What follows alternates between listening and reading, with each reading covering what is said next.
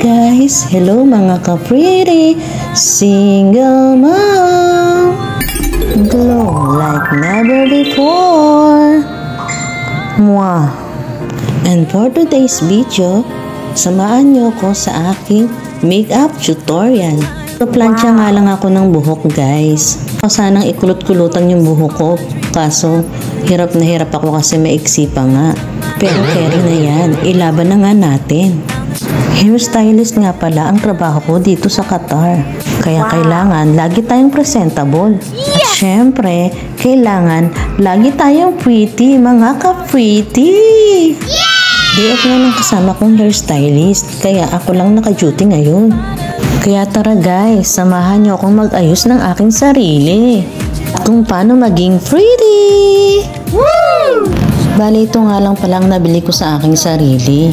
Isang set na lipstick, lagayan ng makeup, at isang set na foundation.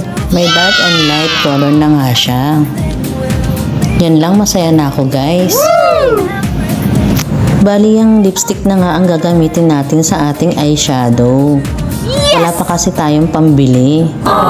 Kailangan nating magtipid guys.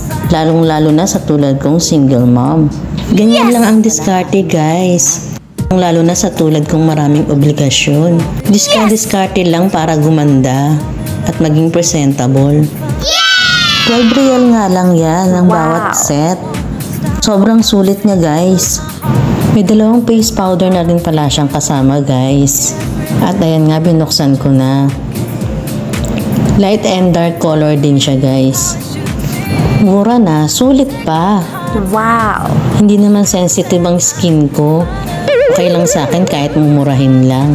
Ang importante, bago ka matulog, kailangan linisan mo yung mukha mo para manatiling youth ang ating face. 43 years old na nga pala ako guys at hindi ko kinakahiya yan. Sabi nga, age is just a number.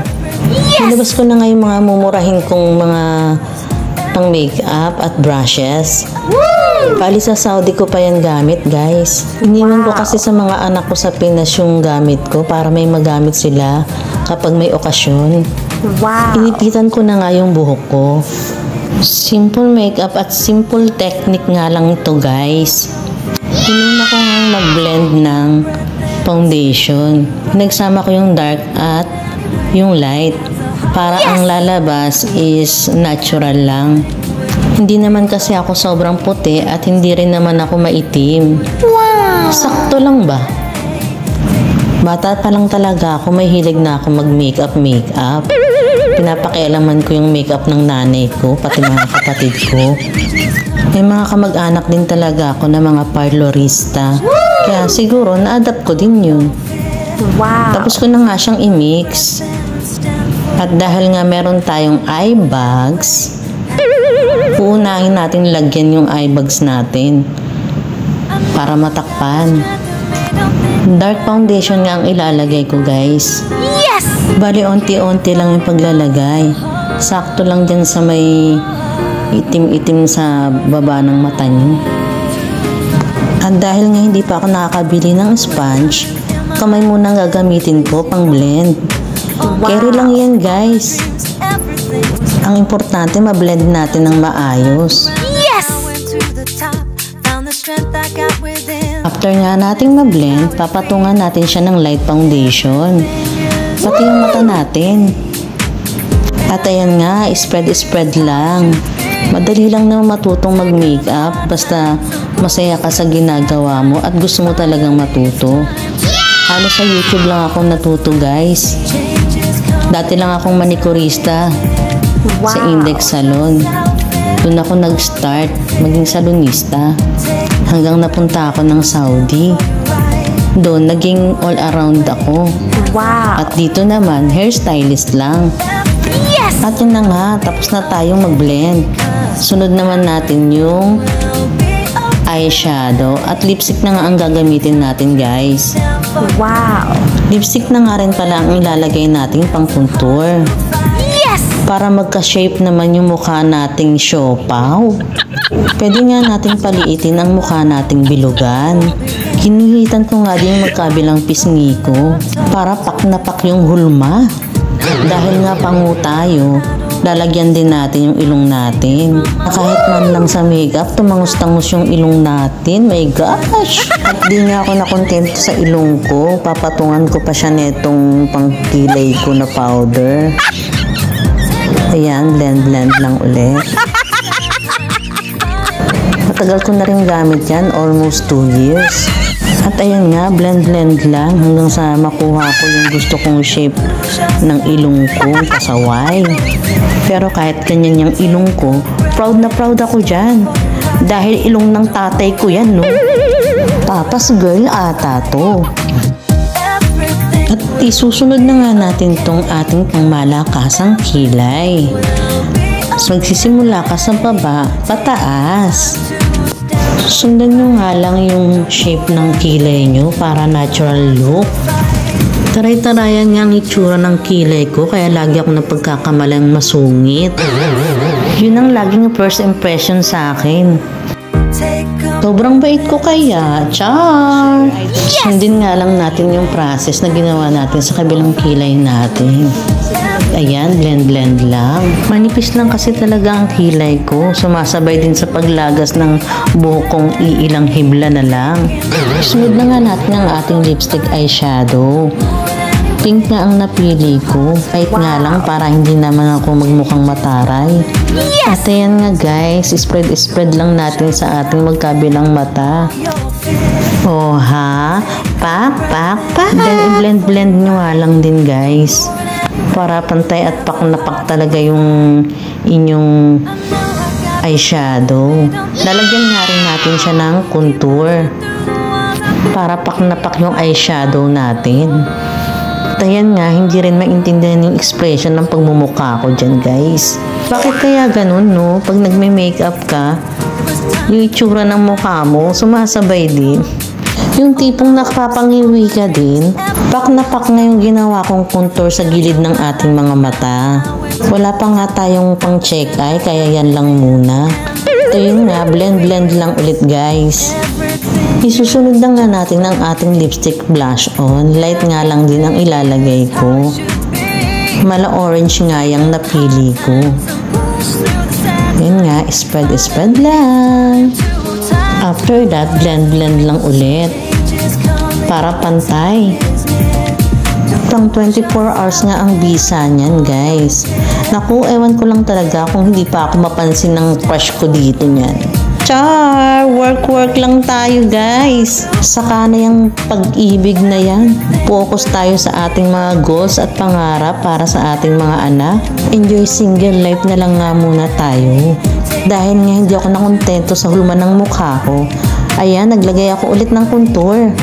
Sobrang bilugan kasi talaga yung mukha ko. Ang laki din kasi ng tinaba ko guys. Food is life kasi talaga kami ni ex. Oops, erase. At baka magkaiyakan pa tayo. Move on.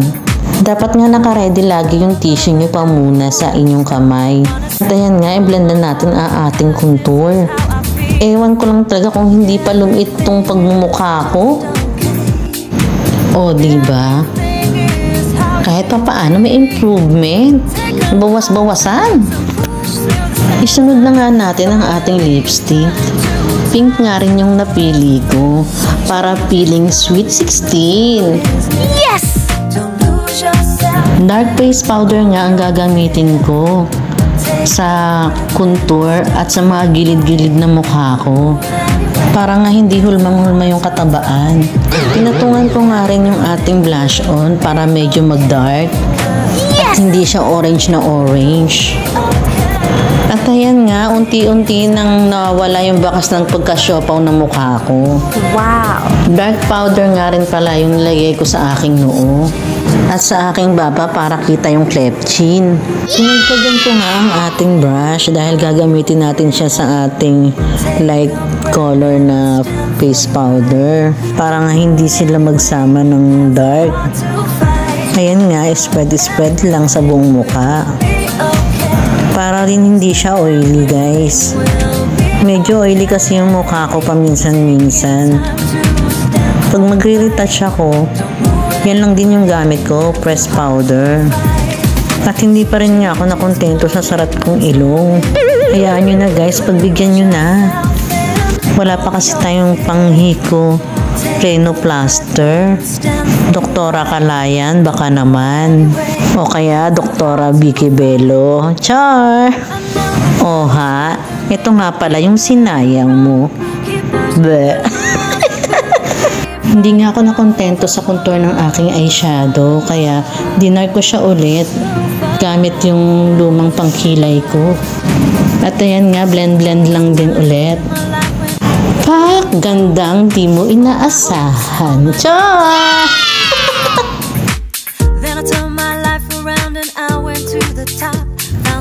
At dahil nga sanay ako sa matte lipstick, lalagyan na lang natin ng pulbos yung ating lips. Para maging matte lipstick talaga yung ating lipstick. At yung natira nga nilagay ko sa liig ko. Wala tayong pambili kaya bawal magsayang. At ayun nga, blend-blend lang ng ating face powder. Dahil nga ako ay oily. Pak! And this is my final result! And I hope nagustuhan nyo yung aking simple makeup technique. At sana may natutunan kayo sa aking mga tipid tips. Hindi mo kailangan gumastos ng malaki para gumanda. Diskarte lang ang kailangan. Lalo na sa tulad kong single mom. Oh ha? Baka magsisi na yung ex ko pag nakita yung kagandahan ko. Char! Pahahaasa ka. At dahil nga ganda-gandahan ng peg natin, ayan, nagpiling model na naman ang mamshi nyo.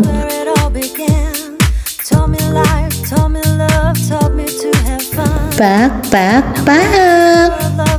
Mwah!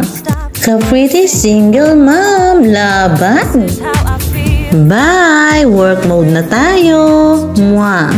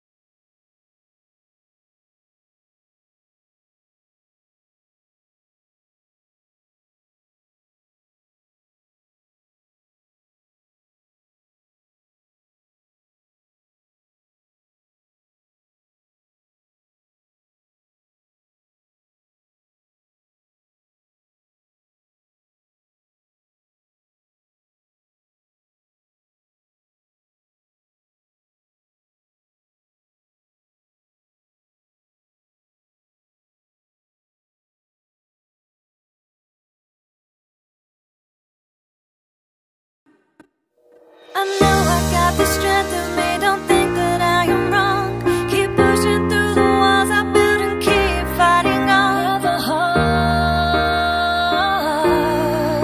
to fight. There was a time in my life when everything seemed wrong. All my hopes, all my dreams, everything was gone.